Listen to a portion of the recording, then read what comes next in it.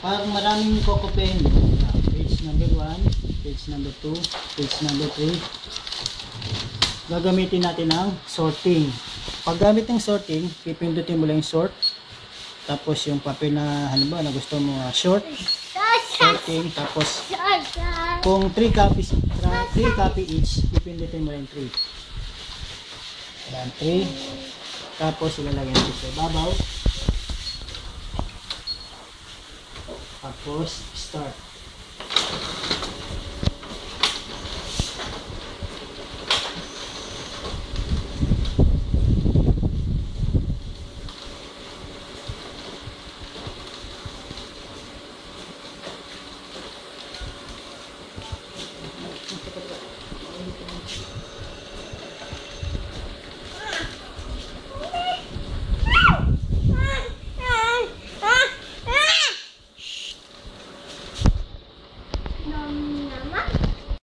Ito yung lumabas dun. 1,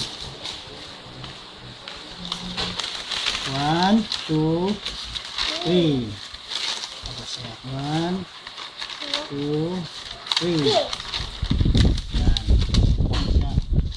Sunod-sunod na talaga siya. Sunod-sunod na siya. Okay. Stop.